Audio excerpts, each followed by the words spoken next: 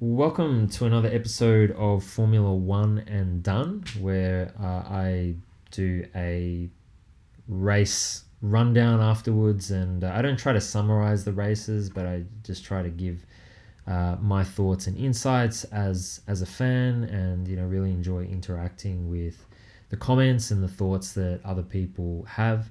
So feel free to check out those videos. I've mentioned this before, but I design these videos to when I personally watch YouTube. I don't really watch it; I listen to it. So these videos are designed for you to listen while you're doing your weekly jog or walking the dog or on the way to work or doing the dishes or whatever it is. Just something to listen to and pass the time. So I hope it's insightful and always open to feedback and again your thoughts. And this video is special because we are talking about the one and only Albert Park Circuit. So this is a track that I know very well, and I'm just going to share my insights covering just the Grand Prix as a whole, the circuit, Australia, etc. And so if you're seriously thinking about seeing the Australian Grand Prix, then feel free to write a comment or ask a question in the comment, and I will do my best to answer it. So I think the biggest question is it worth going? And I think the very simple answer is if you live in Victoria or you live in Australia and you are a Formula One fan, the answer is absolutely yes.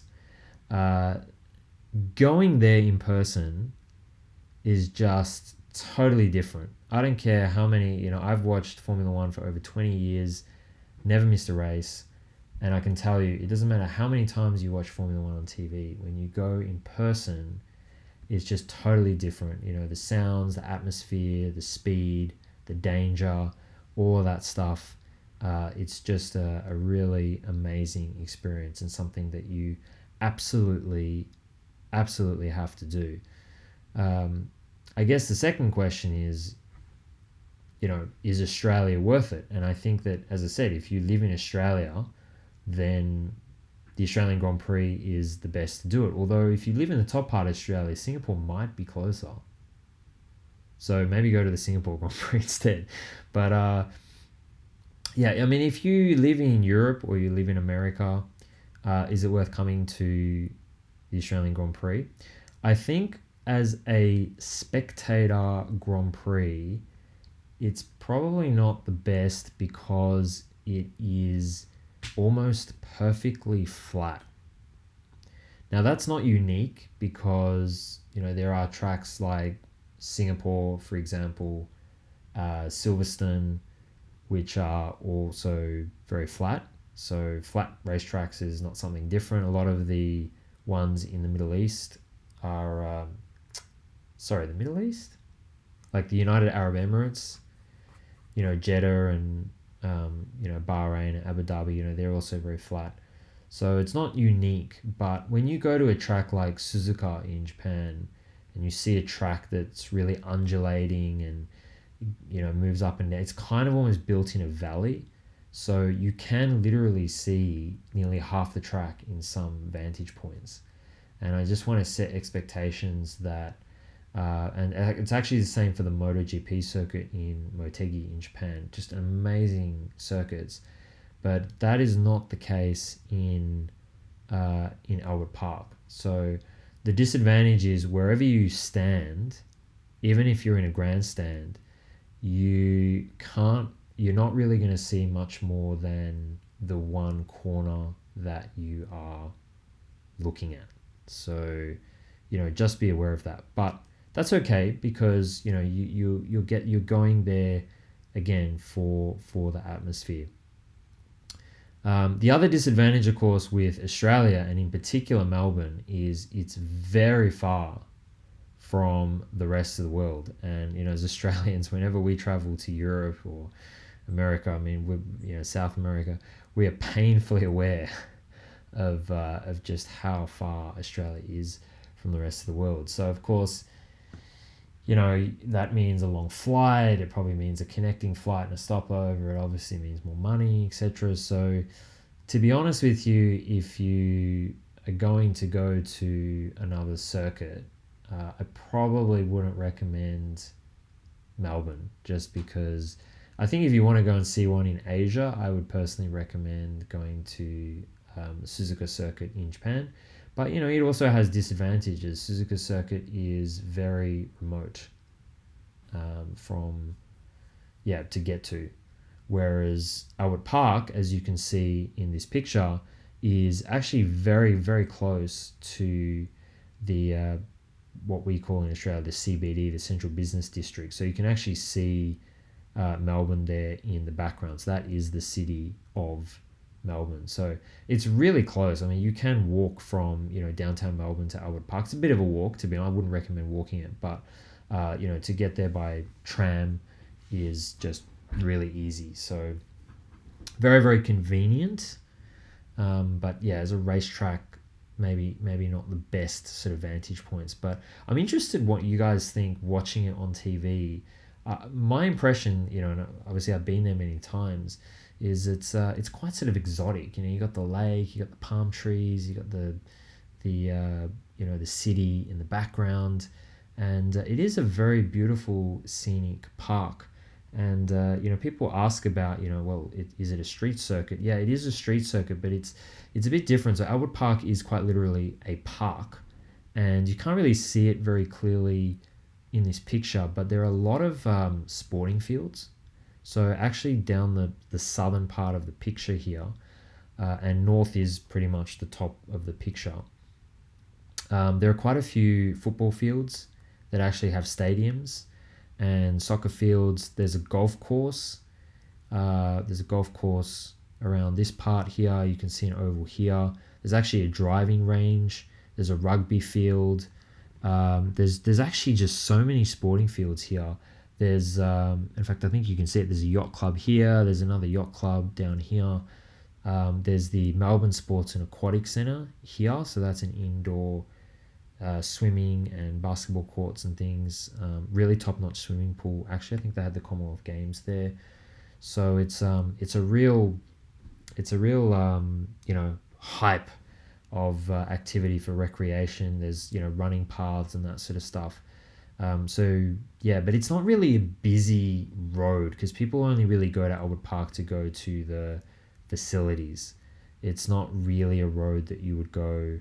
I mean, you can sort of cut through there via the straight and sort of cut through on the way to the city. But there are actually two main roads. So you've got Queen's Road and Canterbury Road on either side of Albert Park. But if you do come to Australia or come to Melbourne and it's not Grand Prix weekend, then you can drive. On the track. You can go all around the track, but all of the setup, so the pit building is a permanent fixture, this one here, but there's an extended pit building, all the grandstands, pretty much everything is temporary. And they started setting up for this year, I think they started around mid-December, so they spent about 3 months.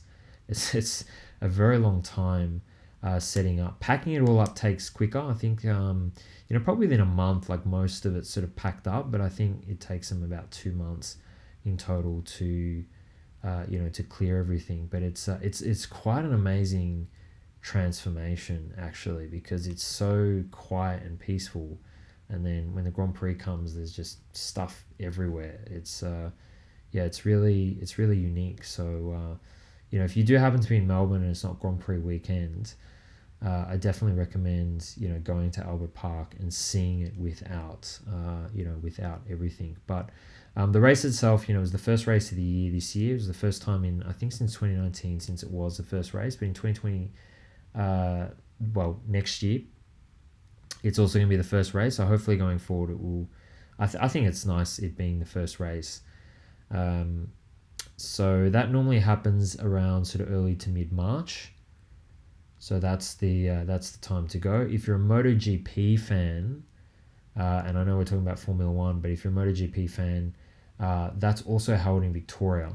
That's usually held in October, and it's held at a place called Phillip Island. That is a good sort of 2 hour drive out of Melbourne. In fact, Phillip Island is very famous for surfing and penguins, but it does have a world-class track there, and that is quite a hilly track, and it is a very good spectator track because you can see quite a lot there as well. So, if you can't come to Australia in March, then you might want to consider going in October and seeing the MotoGP. Melbourne, of course, is in the Southern Hemisphere, so in March it's autumn. Although I've noticed in recent years that summer comes very late in Australia, or at least in Melbourne.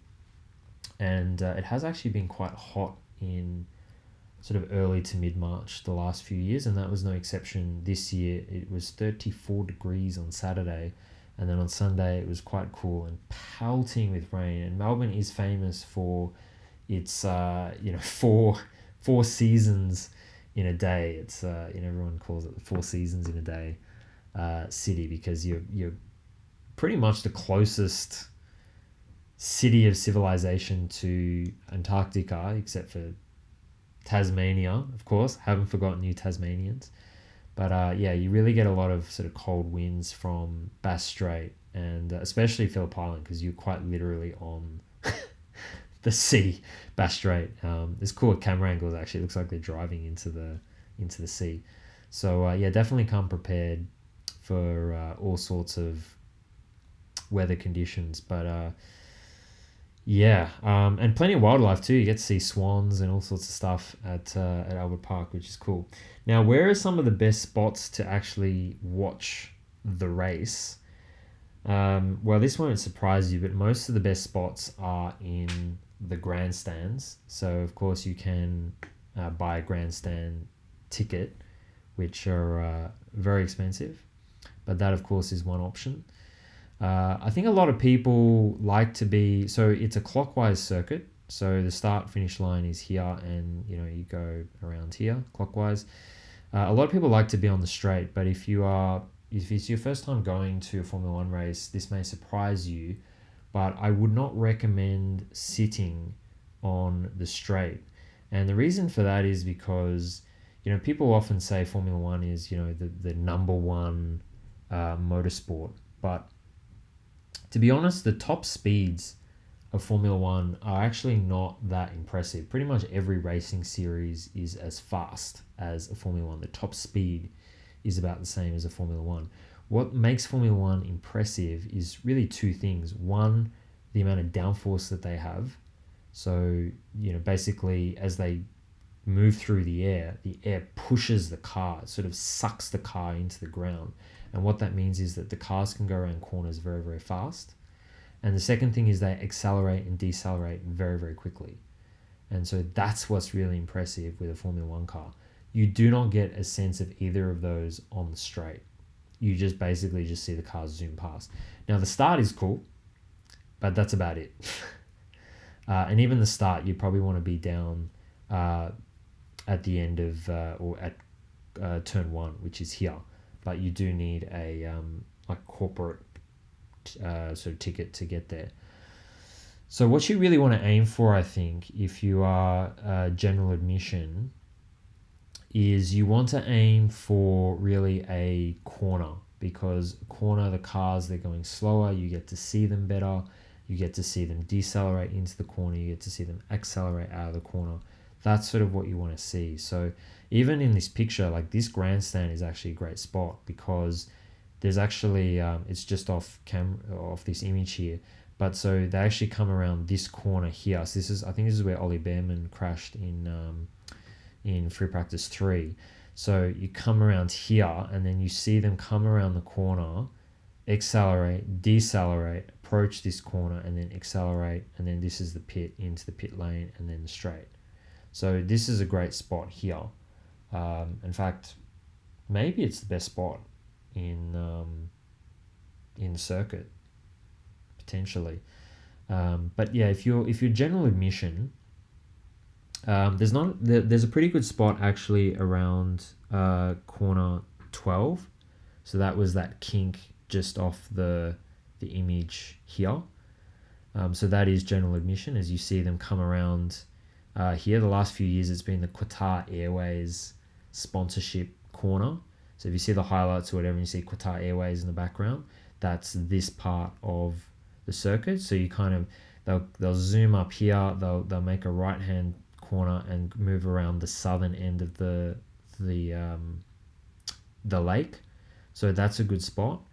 Another spot here is around corner 10, which you can see the cars, that you saw quite a few of them. This is actually where George Russell crashed in 2024, and he famously sort of bounced back on the track, and he was very stressed about a car, understandably so, hitting him. So, they put the gravel trap here. So this is why a lot of the sessions were red flagged, because as soon as a car goes here, all the gravel came onto the road. But you can stand here as general admission. You can see the cars come around and then accelerate. You can hear them go through the gear changes, etc. So that's a good spot. And also approaching turn 10, so kind of turn 9 and 10, which is where Oscar Piastri passed Lewis Hamilton on the last lap at 2025. That's this part here. That's a really good spot as well, where you can stand as general admission. So in fact, I think you can see a whole bunch of people there. So that's a good spot. And then also back around here is also a pretty good spot. So it's not technically a corner, but you'll see them come out of turn 8, which itself is sort of a corner, but sort of not. And you get to see them accelerate out of there and then come around all the way here. So you get a very wide perspective from the right side to the left side. So that's also a good spot. Another decent spot was turn 4 and 5. So what happens is they come down the straight. That's turn 1, turn 2, and then this is where all the yellow Pirelli sponsorship was. And then if you kind of imagine a square here and someone takes a bite out of it, so there's a right hand turn here, which is turn 3, and then a left hand for turn 4. And then if you stand sort of at the end of, well, actually where turn 5 is, you can very easily just search, Albert Park circuit map. So turn 5, you'll see them come out of turn 4 and then approach turn 5. So that was also a decent spot. But the problem I found with that was that you can't actually see the cars when they're directly in front of you, because there's Armco barriers, and the cars are actually really low, and you have the concrete barriers, etc. But that's not another bad spot. But honestly, most of the spots around here are not they're not very good to see. You can't really stop and have a good view there. The only reasonable spots are grandstand around here. So again, I'd say your best bets are kind of around this part of the track. You probably don't want to be right here, because you have a very narrow view, right? Because you can't see them approach from behind, right? But if you're somewhere around sort of turn 8-ish and around turn 9 and 10, really good spots. And then also back around, this part of the circuit around turn 12. So there's some of the good spots.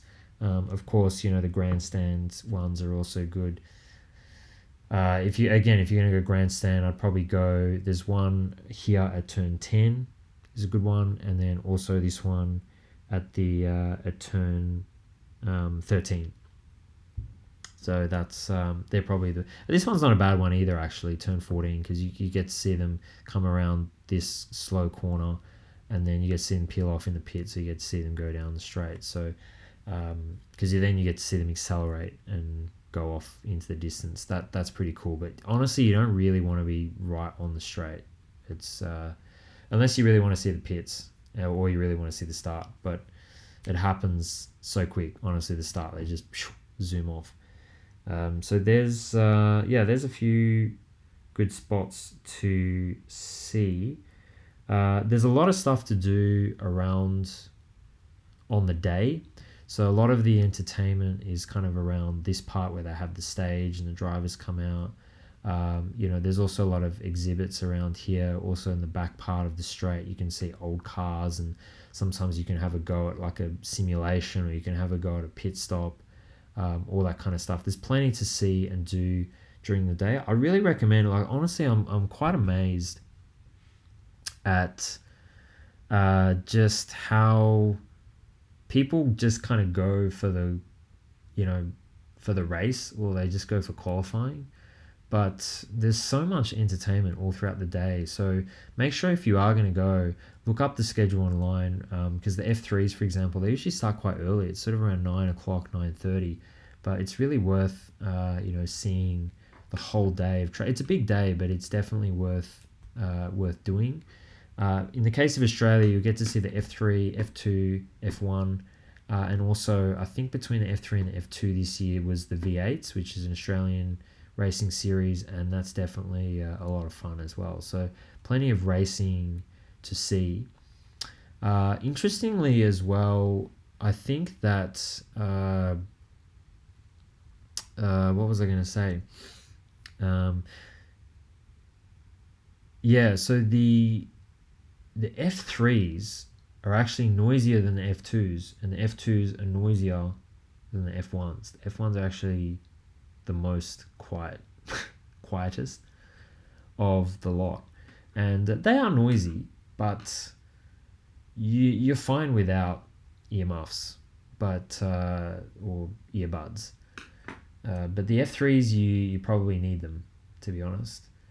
But yeah, very different to back in the day. I mean, I remember going to Albert Park in sort of like late 90s, early 2000s, and it was just an ear piercing scream, and it was painful. Like it would just go through you, and I mean, I loved it. I mean, any OG fan of Formula One knows it's a lovely sound, but when you're there in person, like it's hard to explain. Just it's painful. It's just such a high pitched, 20, what were they, like 21,000 RPM or something, revs per minute. Just a very very high pitched scream, and being so close to the cars, you actually would need ear protection, and if you didn't, you would definitely do damage to your ears. Your ears would be ringing, and you kind of feel a little sick actually. So kind of miss those days, as any Formula One fan will tell you from those days. But yeah, it's honestly these days, the F1 cars are not that noisy, but it's always a good idea to bring earbuds or earmuffs to assist you with that. Right, the other thing I was going to say before was what day to go. So Thursday is there's no Formula Ones on track. They do, that's when you have the driver and team principal press conferences. There's really not much to actually do in and around the track. In fact, they actually let local residents in for free on Thursday. And that not Melburnians, but just people who live in around Albert Park, they let in for free. So there's really not much to see. I think there is track action. There's V8 racing and that sort of thing. So it's worth going to, but if you're just interested in Formula 1 or Formula 2 or Formula 3 for that matter, none of that is on Thursday. Friday is not bad because you have a lot less people, but the disadvantage with Friday is it's just free practice, so you don't actually get to see anything that counts, such as qualifying or a race. That might change if they make it a sprint race, but currently Australia does not have a sprint race. It just has the MotoGPs do, but the Formula One is just the race. But remember, you do get 2 hours because you have free practice 1 and free practice 2, so that's 2 hours total of Formula One track action. But the race itself, I think, only goes for about an hour and a half. So technically, you do see more time with the Formula Ones on track, and there's less people. It's about half the number of people of Saturday or Sunday. So you can, if you want to get an autograph for the drivers, or you just want to have, it's a good day to just sort of you get more flexibility. You can walk around, you can see the different, if you followed a Formula One for a long time and you've seen it on TV many times, it's really cool to be in there in person and see the different views and all that sort of stuff. So don't discredit Friday.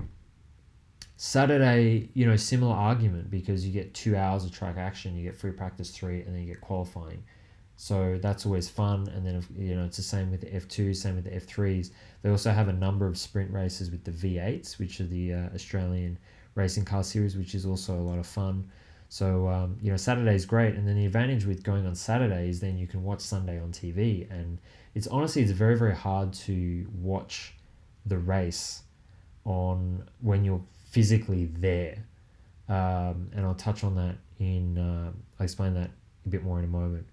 Look, honestly, my favorite day to go is Saturday, I think, because you get that balance of, you get a lot of track action, you get things that actually count, such as qualifying, and you still get to follow the race on Sunday. But honestly, I think if you're only ever going to go to one Grand Prix, Formula One Grand Prix, then you kind of have to see the race, right? So Sunday's the way to go with that one. But yeah, if you're somebody who goes every year, or you're intending to go, maybe you live in Melbourne or you live in Australia and you tend to go in the future again, mix it up. Maybe you go Sunday one year, you go Saturday another year, all that sort of stuff. If you're coming from overseas, obviously you want to go every day, right? Because you're going to see the Formula One. But the other thing that I was going to mention that I forgot before was that another thing to really be conscious of when you go to watch Formula One in live is try and be near a screen, because especially if it's Sunday and it's the race, because you only get to see one corner. So if other things are happening on track, like an accident, you don't know unless you've got the screen. There are quite a few screens. So actually around here, for example, there's a screen here and there's a screen behind you as well. Same with, around turn 10, they have a couple of screens. They have a screen back around here. They have quite a few of them, but there also are quite a few spots where they don't have screens. And yeah, it sounds a bit silly, I guess, but yeah, honestly, you kind of, because, you're not going there to watch it on TV, but yeah, I would recommend, if you can, stand near somewhere that has a screen as well. So I think this video has gone way longer than I intended to do, but I think we've covered it's been pretty thorough. Again, if you have any questions, leave it in the comments and I will do my best to answer them. I won't, I don't want to make this a travel video about Australia in general, but I think honestly, if you're going to go all the way to Australia and to see the Formula Ones, I would definitely recommend making a trip of it and stay, say, 2 weeks in Australia. Go to Melbourne, go to Sydney, go to the Gold Coast, go to Cairns. They're all very different cities. They all have different things to offer. I think Melbourne is a city. I mean, I love Europe, so much history and architecture and stuff. Melbourne doesn't really have that, but it's got really good vibes, really good like bars and laneways and restaurants. It's a very multicultural city. It does have quite a bit of history. I mean, not like Europe, but, Melbourne was built on the gold rush days, and so there's all that sort of stuff. But I think the biggest thing that Melbourne has to offer is probably just the nature, right? I mean, people go to Australia to see a koala, a kangaroo, or an echidna, or an emu. And, there's really good spots that you can go to in and around Melbourne, like Hillsville Sanctuary, which is kind of a zoo. Phillip Island, like I mentioned before. There's wineries. There's just lots to offer, but there's lots of things to do, in and around the city as well. So it's definitely worth spending, I would say, at least 3 days. At least 3 days just doing sightseeing in and around, Melbourne and Victoria. Do a few day trips down the Great Ocean Road. Very famous for surfing down there. All that sort of stuff. So yeah, but I'm gonna leave the video there. I hope it was informative, and happy Formula One watching, and I look forward to seeing you in a future race at Albert Park. Thanks for watching, and I'll see you in the next video.